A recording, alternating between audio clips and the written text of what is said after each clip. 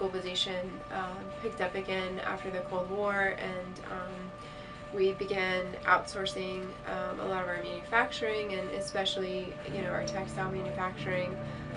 What we essentially did was we exported the manufacturing and our model of production without exporting also our labor laws. So we sent over the work, but we didn't send over the worker protections, and that's where a lot of these issues come up. And it can be fairly exhausting from a sourcing standpoint to always be on top of your providers in the third world, and looking at who's following the rules and who's not, because it's very easy for them, especially if they know, like, maybe you're working for VF and you show up, they know that you're coming and they can prepare for that, and can hide some things, and you find that quite a bit.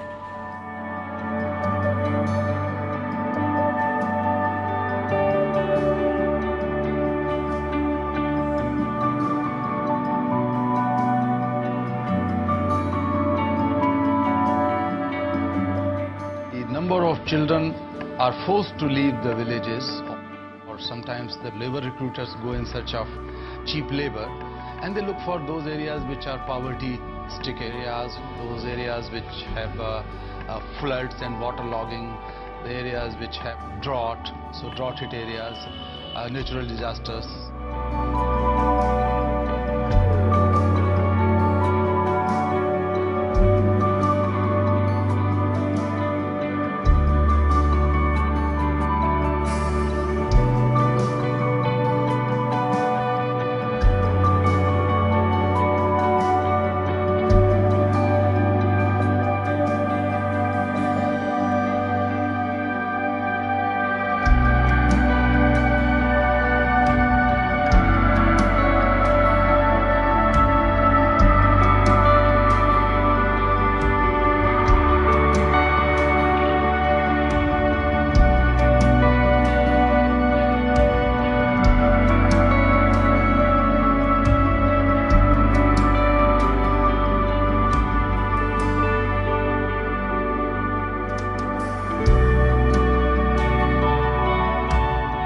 They can't leave. They don't get to go to school. They're using hazardous tools.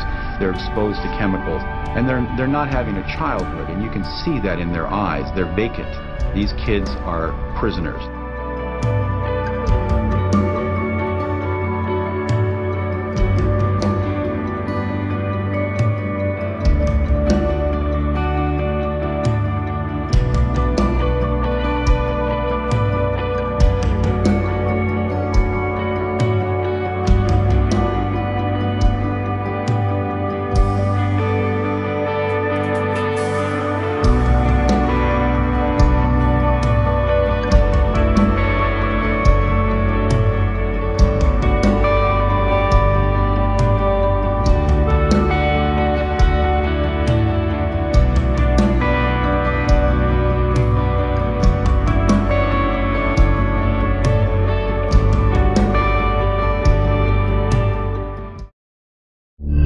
一个星期做几天呢？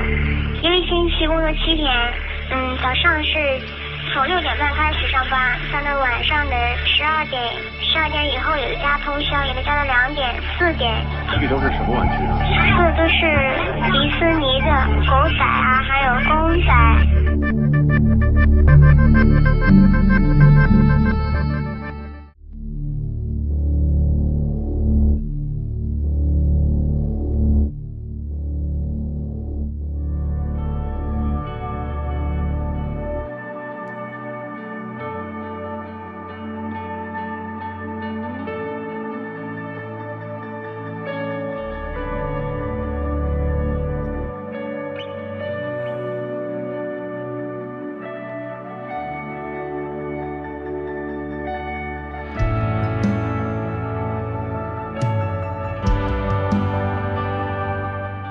Their time from day to day. They are truly living from hand to mouth, often very short, desperate, and brutal lives.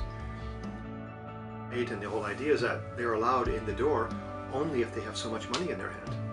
And frankly, the family is not often that concerned where the money even came from and how it was gained, which is troublesome. but they simply arrive home, and during the day they were to earn some money.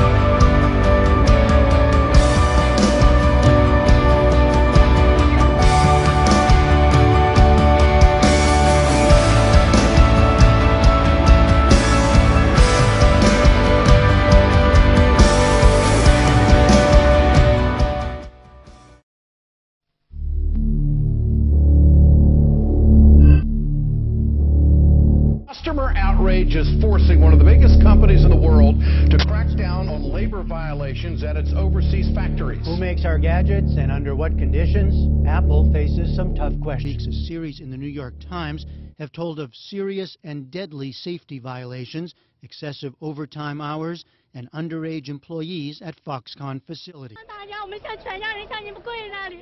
Despite the suicides at Foxconn, we began to question maybe the harsh management methods drive the workers to commit suicide. 2010 prompted managers to install nets to stop distraught workers from jumping off the roof. 7 violations include excessive overtime, underage workers, improper hazardous waste disposal, and falsified records.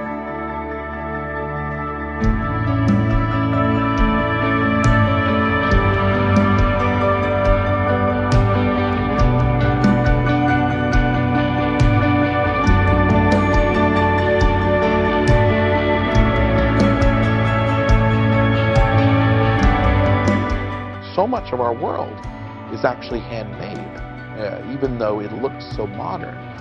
It's built on the bones of this labor, and we need to actually understand that. If the information is presented to them that, hey, you know, this product that you depend on is made by little children under these terrible conditions, earning next to nothing. Is that acceptable or not? I think the vast majority of people would say it's not. I think really the question to ask is, do they think about it?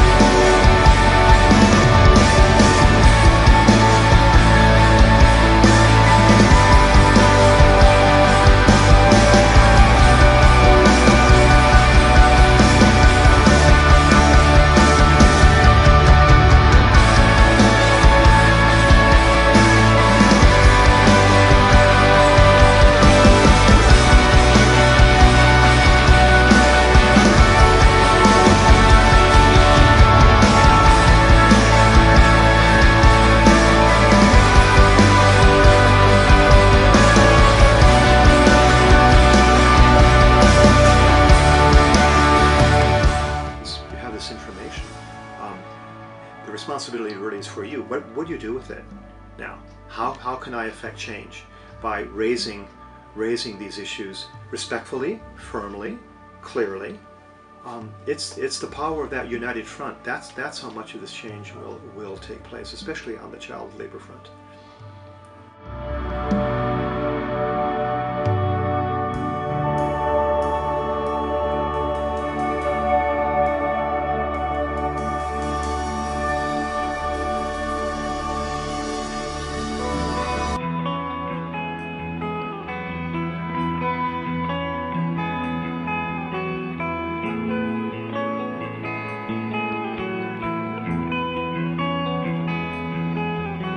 She's got you high and you